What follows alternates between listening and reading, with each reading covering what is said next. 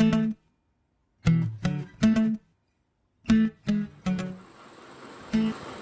बच्चों, कैसे हो? आज हम कवितावली दरकांड से कोई द्वितीय काव्यांश का अध्ययन करेंगे। इसके पहले काव्यांश का अध्ययन और श्री गोस्वामी तुलसीदास जी के जीवन परिचय को मैंने पिछली कक्षा में बताया था। आज हम गोस्वामी तुलसीदास जी द्वारा रचित इस कवितावली के दूसरे काव्यांश का अध्ययन करेंगे।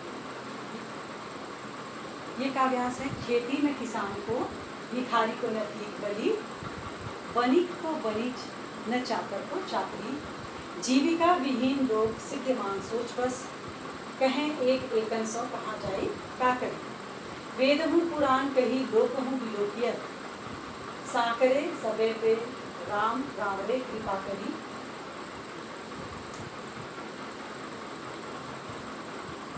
दारिद्र दसानन दबाई दुनी दीन बंधु, दुरित दहन देखी तुलसी हाहा। प्रस्तुत काव्यांश में गोस्वामी तुलसीदास जी ने अपने समय में, अपने युग में व्याप्त निर्धनता का वर्णन किया है कि उस समय इतनी ज़्यादा निर्धनता थी कि लोगों को, जो खेत में किसान थे, उनको खेती करने के लिए मिल रहा था। उनके पास ऐसे साधन नहीं थे कि वो खेती कर सकें, न उनके पास भूमि थी, न कोई साधन थे। लोगों के पास इतनी ज़्यादा दरिद्रता थी कि भिखारी को भी वे भीख नहीं दे सकते थे। बलि अर्थात दान, वे दान भी नहीं कर पा रहे थे, न लोगों को दान कर पा रहे थे, न भिखारियों को वो भीख दे पा रहे थे। और लोगों के पास इतनी ज़्यादा पैसे की तंगी थी, उनके पास पैसे नहीं थे जिसके कारण वो किसी चीज़ को खरीद सकते। तो इस कारण वणिक अर्थात व्यापारी का, वणिज अर्थात व्यापार भी ठप हो गया था। वणिक को वणिज न चाकर को चाकरी। जब लोगों के पास पैसे ही नहीं थे तो वो नौकरों को पैसे, वेतन कहाँ से दे पाते, इसलिए नौकरों को भी उन्होंने अपनी नौकरी से निकाल दिया था, जिसके कारण उनके पास भी जो उनकी नौकरी थी वो भी नहीं थी। व्यापारियों का व्यापार ठप पड़ गया था और नौकरों के पास नौकरी भी नहीं थी। जीविका विहीन लोग, वहाँ के लोग जीविका विहीन हो चुके थे। जीविका विहीन का तात्पर्य ऐसे लोग जिनके पास अपनी जीविका उपार्जन करने के लिए कोई भी साधन न हो। वे लोग सिद्धमान अर्थात दुखी, वे दुखी थे और सोच बस अर्थात चिंताग्रस्त होकर, दुखी होकर बहुत ज़्यादा चिंताग्रस्त थे।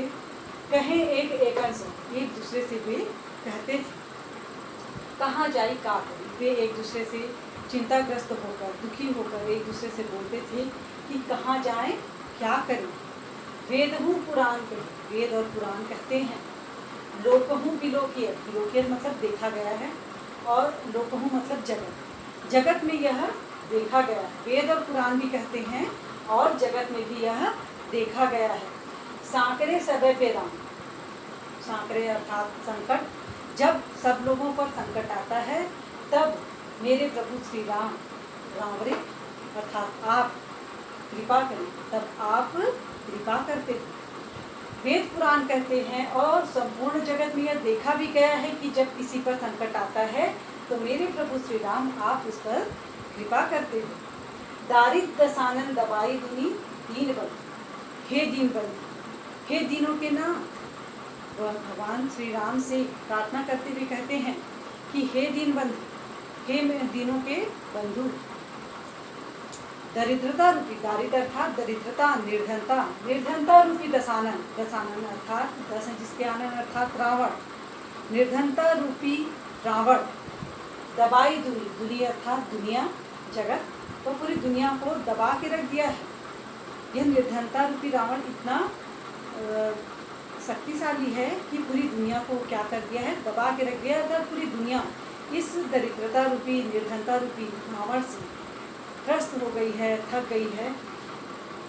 तो दुरित दहन देखी, और इस पाप की अग्नि को देखकर, जो चारों ओर पाप ही पाप फैल गया है, इस पाप की अग्नि को देखकर तुलसीदास जी कहते हैं कि मैं हाहाकार कर उठ रहा हूँ। इतना ज़्यादा पाप बढ़ गया है संसार में कि मुझे हाहाकार करना पड़ रहा है।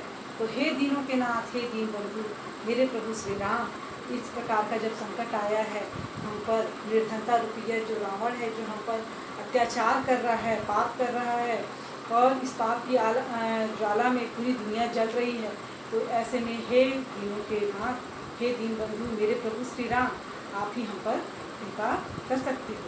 इसमें करुण रस है और बहुत ही मार्मिक दृष्टिकोण से, भावपूर्ण रूप से गोस्वामी तुलसीदास जी ने प्रभु श्री राम से इस निर्धनता रूपी दरिद्रता को दूर करने के लिए कहा है। इसमें दारिद्र दशानन में रूपक अलंकार है। दारिद्र दशानन दवाई दुनी दीन बंधु दुरित दहन देखी में यहाँ बहुत सुंदर ढंग से अनुप्रास अलंकार